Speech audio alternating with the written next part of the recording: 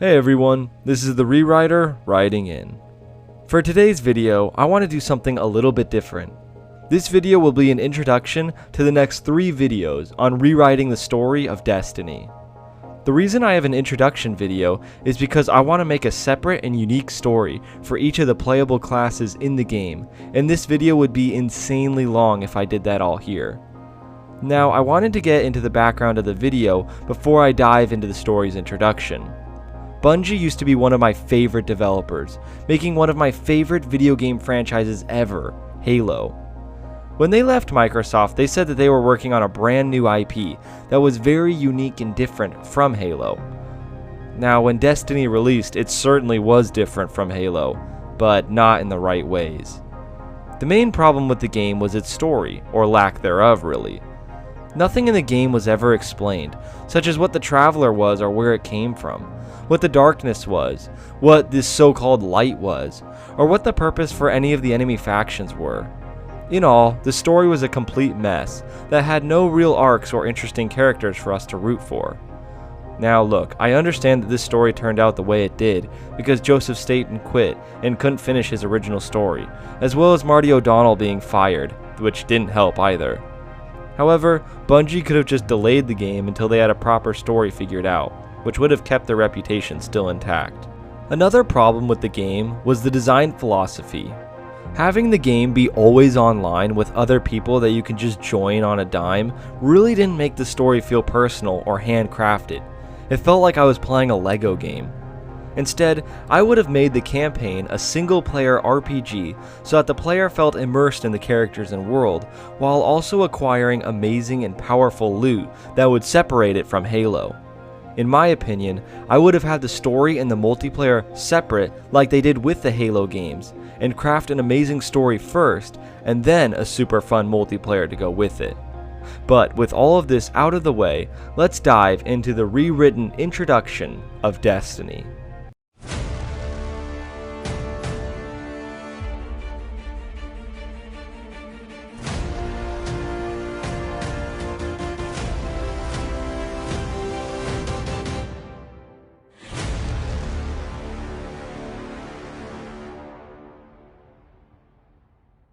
The story begins on a world called Valo Prime, being under attack by a dark and mysterious enemy force that is ravaging through the futuristic skyscraper utopia. Thick smoke fills the air as the piercing red flames engulf the pure white buildings. The camera then pans to a Space Needle-looking tower, and up to the observation and control deck. Here, a group of 12 individuals, known as the Collective, are gathered around a large circular table, debating on how to save their world while also attempting to preserve the power they held. This power, known to them as the Light, was a natural resource found in the core of Valo Prime, that when harnessed by individuals that exhibited characteristics of honor, courage, and heroism, was a powerful force of good in the galaxy. The light was so powerful that it created life on Valo Prime, a people whose entire bodies flowed with light, who were known as the Awoken.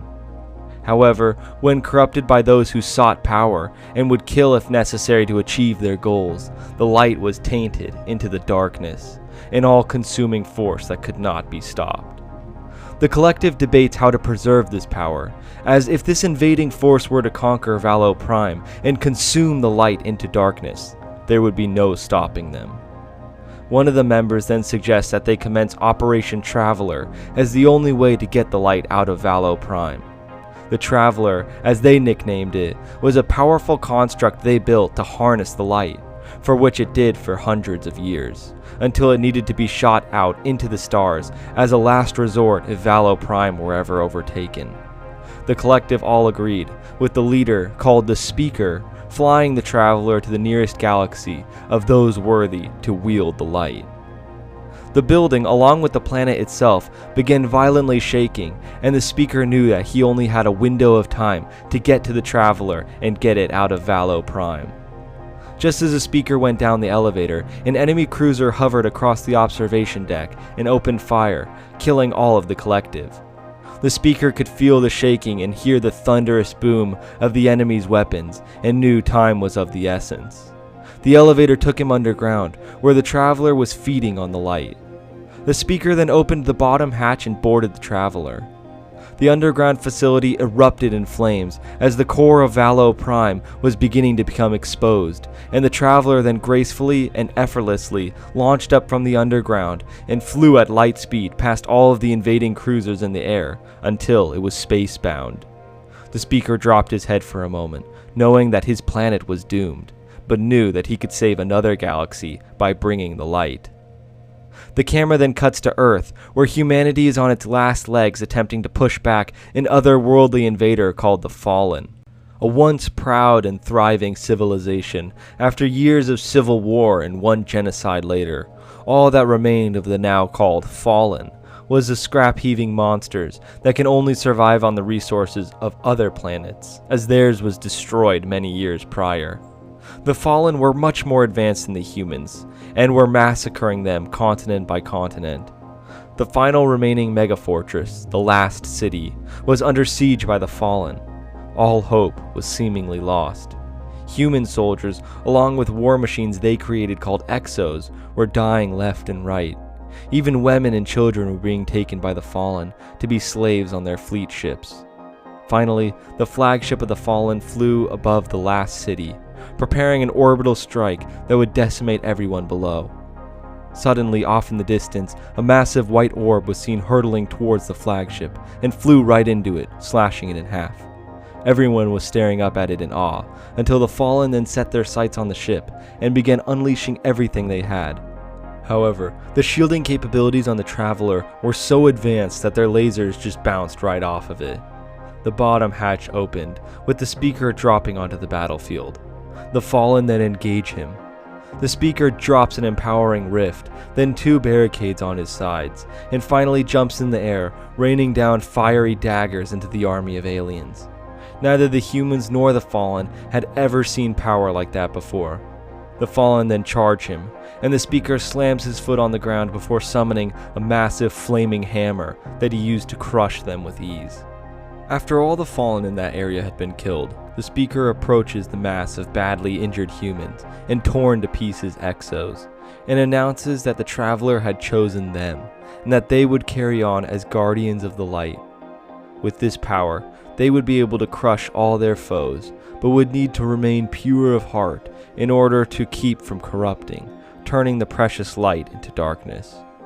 Their species has earned the privilege and responsibility to wield this power, but they must devote everything to learning it and protecting the Traveler. This is their destiny. The survivors stand in disbelief and confusion, and the speaker proclaims that the Traveler will give its knowledge and resources to them, and in time they would understand.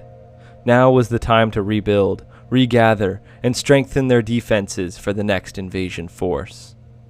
The screen then cuts to black as text on the screen reads 50 years later. The last city was thriving, with a massive tower constructed as the home/training area of the Guardians. The Traveler floated above the city, providing a banner of hope and security for all of those on Earth. There was a celebration happening, where the original vanguards that were appointed by the speaker were retiring, giving those positions to new Guardians who showed great potential. After giving a brief speech, the speaker then brings 3 Guardians to the front and appoints them as the new vanguards. First, Zavala, a powerful Guardian who studied and trained in all the ways of the Titan. Second was Ikora, one of the most gifted warlocks the speaker had ever trained. Finally, Cade 6, an Exo that had struggled in his early days of sentience, now being one of the most skilled and deadly hunters.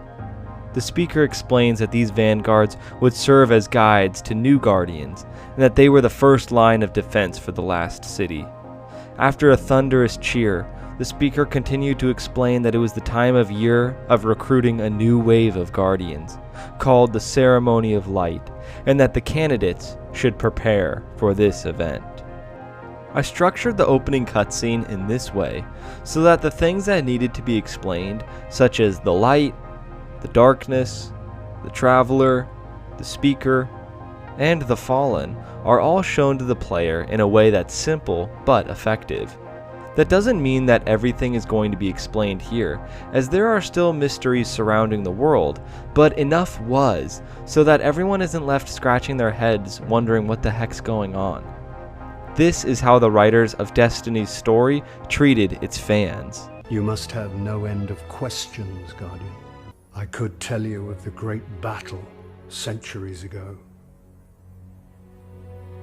How the Traveler was crippled. I could tell you of the power of the darkness, its ancient enemy. Who are you?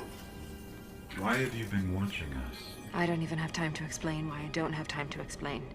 This second clip in particular is such a blatant slap in the face to everyone who is excited to learn about this new universe that the legendary developer Bungie was creating. It really is too bad Joe Staten left the project. It could have been something great. Now, after this opening cutscene, the player chooses their species, either human or exo, as the Awoken are not a playable race. For now, that is. After the player chooses this, they are brought to their main decision, choosing between a Titan, Hunter, or Warlock. Each class will start the player at a different location with different quests that lead up to connecting paths near or at the end of the game. Each class plays out more similarly to how they do in Destiny 2 after the Forsaken DLC, but with defined stats that make playing each class very different, such as Warlocks being able to cast multiple spells at the same time, whereas the other two only get one extra ability. As well, depending on your class, your weapon proficiencies will change. The Hunter will specialize in snipers, bows, hand cannons, and sidearms, as they are more stealthy and prefer quick and quiet ways to eliminate their enemies. Titans, on the other hand, specialize in shotguns, SMGs, grenade launchers, and rocket launchers, as they are the tanks and damage dealers on the battlefield. Finally, Warlocks specialize in scout rifles, auto rifles, pulse rifles, and fusion rifles, as they are primarily a support class and deal most of their damage in mid-range. It is important to note that the player can use any weapon in the sandbox that they want, but will be given bonuses unique to each class if they are using weapons under their proficiencies. Gameplay elements like these will make each character unique, unlike vanilla Destiny where the classes are slightly different but all play basically the same. Now, each character has a defined role that they play, albeit they can tweak certain features to make each character truly their own. This feature of making impactful choices on the part of the player was lost in the original Destiny. So, that's my brief introduction into this new series rewriting Destiny's story. Thank you so much for watching. My first video out of these three will be the Hunter path, so stay tuned on the channel for that one. Like and subscribe so that you don't miss this series. Thanks again everyone, and this is the Rewriter, writing out.